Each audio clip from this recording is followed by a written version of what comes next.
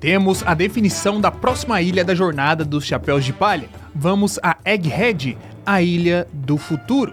A ilha que inclusive vai nos trazer o personagem do Dr. Vegapunk, ou talvez da Doutora Vegapunk. Vamos conversar hoje sobre o capítulo 1061 de One Piece, que está interessante.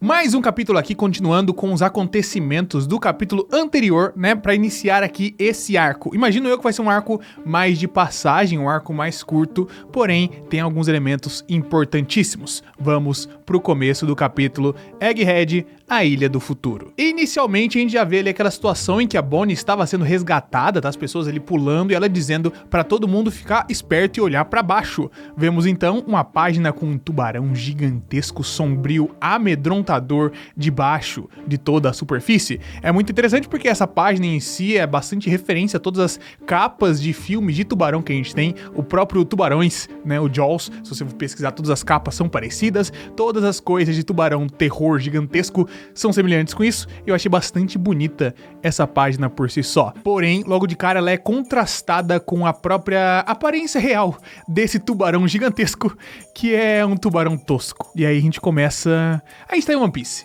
né? Esse tipo de coisa que é clássica de One Piece. A gente vê uma página que parece uma coisa sinistra, tenebrosa, e depois um tubarão com cara de idiota. E esse tubarão, eu gosto demais dele. Já nem aparece tanto tempo, mas eu já gostei demais.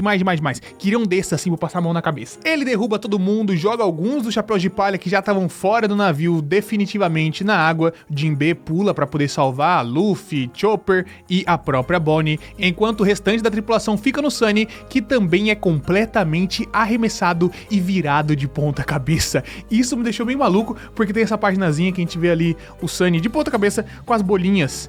Eu fiquei olhando aquilo pensando, meu Deus do céu, acabou? Sabe, simplesmente foi virado um navio gigantesco. E é muito louco porque a gente tem a perspectiva do Sunny. Isso sempre me engana muito, porque o Merry era pequeno, embora fosse um barco grande. O Sunny é absurdamente maior do que o Merry. Só que por a gente não ter tanta a questão visual ali de tamanhos, às vezes você acaba sendo enganado. Mas o Sunny é simplesmente gigantesco. E esse tubarão é absurdamente maior do que o próprio Sunny. Então é um monstro, assim, uma coisa sobrenatural. Enquanto isso, o tubarão começa a disparar alguns canhões ali, canhões e até mesmo torpedos debaixo d'água, enquanto tá dando, né, vários sorrisos ali, expressões maravilhosas. E vemos que surgiu um robô atrás desse tubarão. Inicialmente quero já destacar que a gente viu no corpo do tubarão escrito alguma coisa punk, né? Obviamente coisas relacionadas ao Vegapunk. Então surgiu esse robozaço parado atrás dele. Um robô das perninhas cambito fino, robozinho ali escrito também Vega Force 1, certo? Tem ali uma logo de estrela no peito dele e também o número 12. Então vamos ter aqui a noção de que provavelmente Vega Force é um tipo de força, né? Uma frota que o Vegapunk construiu, e essa é a unidade número 12 dentro desse grande número aí de robôs que podem existir do Vegapunk. Esse robozaço é absurdamente grande também, já mete logo um murrão no tubarão pra parar ele de avançar. Enquanto isso, vamos pra outro núcleo, o núcleo dos marinheiros. Vemos ali a Tashigi conversando com alguns outros personagens novos, inclusive. Fico muito feliz de ser introduzido a novos personagens, inclusive a mulher mais bonita de One Piece inteiro, que é a Doll. Cara, olha essa mulher. É simplesmente a mulher mais linda do mundo. Ah, Renko, que tem um título de mais bonito. Você olhou pra ela, olhou direito, olhou pra esses olhos lindos, olhou pra esse cabelo maravilhoso, você olhou direito de verdade. Que essa marinheira aqui, ela merece o título da Renko, merece o título da Renko. Elas estão ali conversando sobre a situação do Helmeppo, que tá enchendo o saco porque quer salvar o Kobe. E ali a gente tem a introdução tanto da Doll, quanto da Hibari, quanto do Prince Gruz. Todos eles ali trabalhando de alguma forma para a marinha, e esses últimos dois relacionados diretamente a Sword. Helmeppo quer basicamente resgatar o seu melhor amigo, Kobe, que foi capturado pelo Barba Negra no capítulo anterior, certo? Mas eles comentam ali sobre a dificuldade, não é aquela coisa simples de se fazer. Porém, Helmeppo afirma que a Egghead está próximo. Então eles poderiam ativar um serafim. Isso me deixou bastante curioso porque, né, a gente viu os serafins agora e eles estão próximos a Egghead. E Egghead é onde nossos queridos amigos estão chegando. Então já me deixa pensar que vai ter um confronto entre os Chapéus de Palha e os serafins. Ou pelo menos elas vão ver ali diretamente a fábrica disso, ter acesso ao próprio método de construção desses robôs, que a gente não pode afirmar tanto assim se são robôs ou são ciborgues, mas que de certa forma são baseados ali em personagens que a gente conhece. Dá pra imaginar o Zoro lutando contra o Serafim do Mihawk, talvez, lutando contra o Serafim do Mihawk, quem sabe até uma cena assim, tô profetizando aqui, dele vencendo esse Serafim e falando, meu irmão, a força que esse bicho aqui tem não é nada comparado ao verdadeiro Mihawk. Imagina, tô aqui jogando uma cena aleatória pra você, dá pra imaginar e dar aquela arrepiada com o Zoro respeitando o maior espadachim de todos. Mas, isso aqui é apenas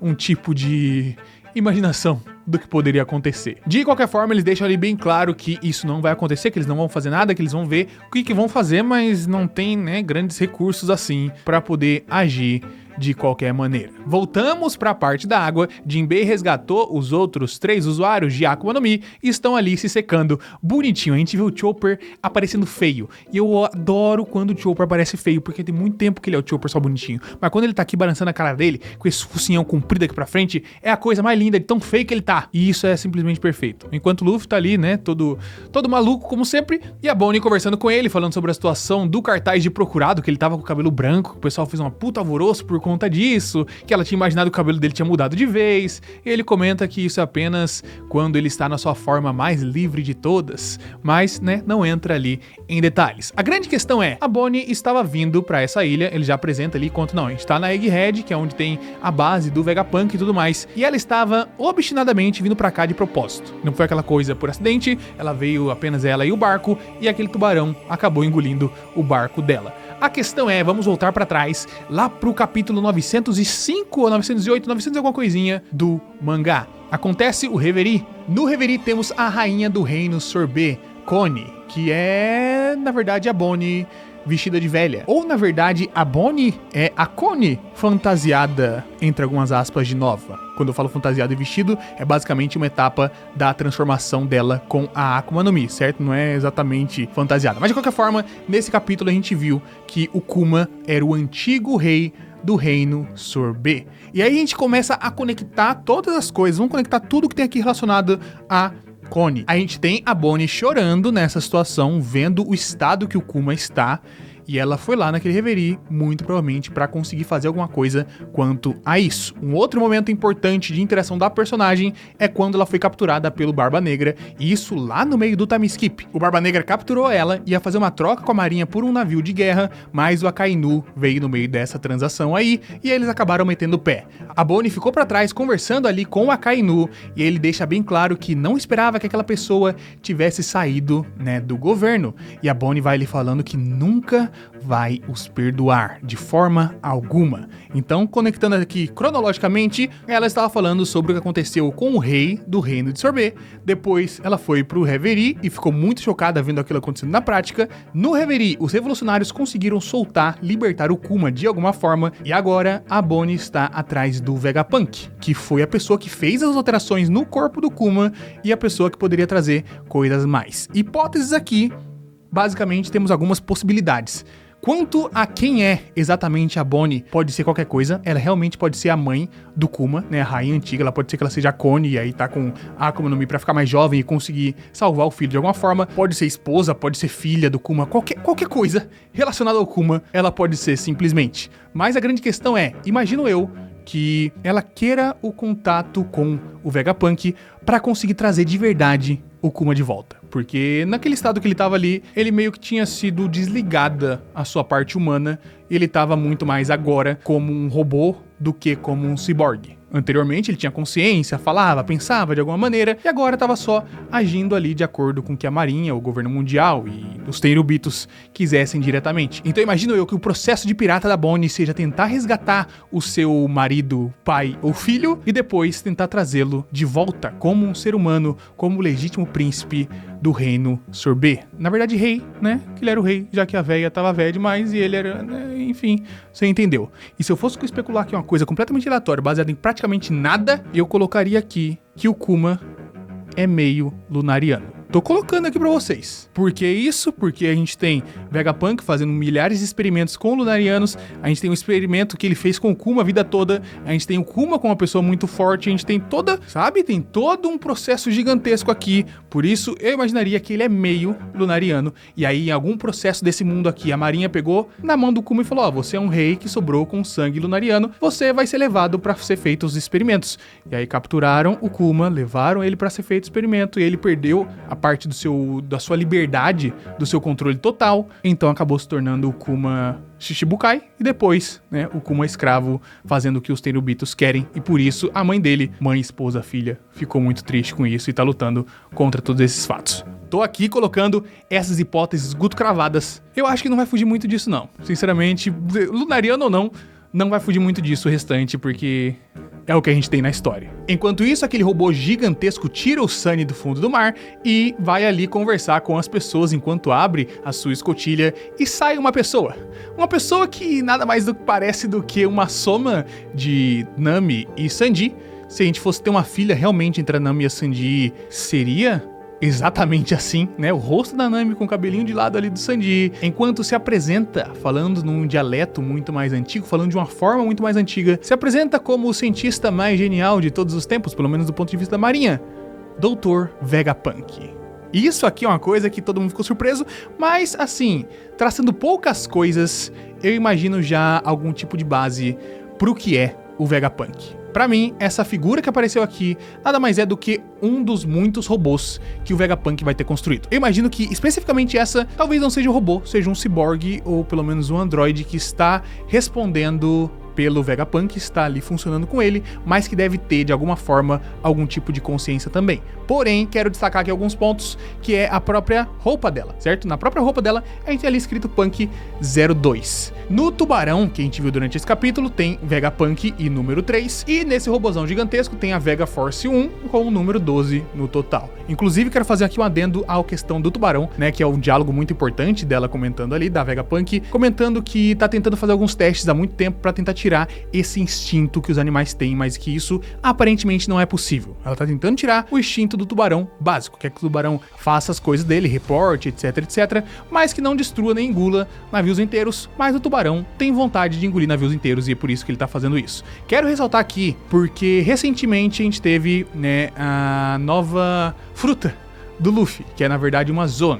E sempre foi dito, uma outra vez foi dito, que as Zoans possuem vontade própria, né? E é basicamente isso aqui que a Vegapunk tá comentando, que eles estão no processo de tentar retirar a vontade de alguns tipos de criatura, como esse fato aqui do tubarão, que tá tentando tirar esse instinto primitivo, esse instinto primal do tubarão de atacar as coisas, mas ainda é impossível. Então acredito eu que isso seja basicamente para embasar a questão das Akumas no Mi Zoan de terem uma vontade própria. Por mais que o Vegapunk seja um cientista absurdo, ainda assim não conseguiu remover toda a base da vontade. E na verdade, tematicamente pensando, isso vai ser uma coisa muito importante pra One Piece, e agora tá passando na minha cabeça, assim, várias possibilidades de tentar retirar toda a essência de um personagem, de uma pessoa viva e a vontade dela permanecer, sabe? O seu instinto básico de liberdade e de sobrevivência permanecer, por mais que você seja quase que apagado da existência, entende? Esse tipo de coisa aqui é muito forte e isso está relacionado diretamente ao Kuma também, porque o Vegapunk apagou a cabeça do Kuma, apagou todas as coisas que o Kuma fazia, mas ainda assim ele era aliado ao exército revolucionário. Então, por mais que você consiga entrar na cabeça de alguém, por mais que você consiga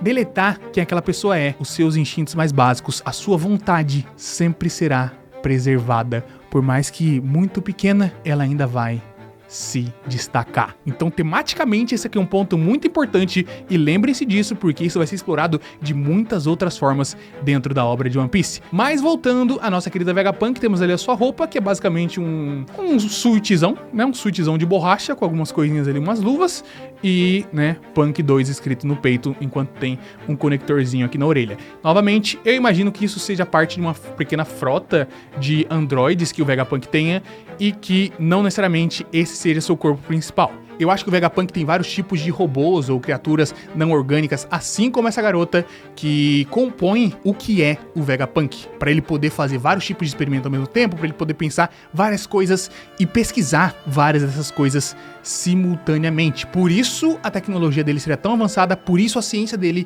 tá 500 anos na frente, pois pode fazer muitas coisas ao mesmo tempo. E se não for isso, pelo menos ele tá trocando de corpo o tempo inteiro pra se manter saudável, né? E conseguir passar o seu conhecimento pra gerações da frente. Então, assim, por mais que eu gostaria demais que o plot twist fosse que o Vegapunk é, na verdade, uma menina, eu acho que não vai ser. Para minha tristeza, mas considerando esse 2 no peito, é um 2. Eu pergunto quem é o 1 e quem é o 0.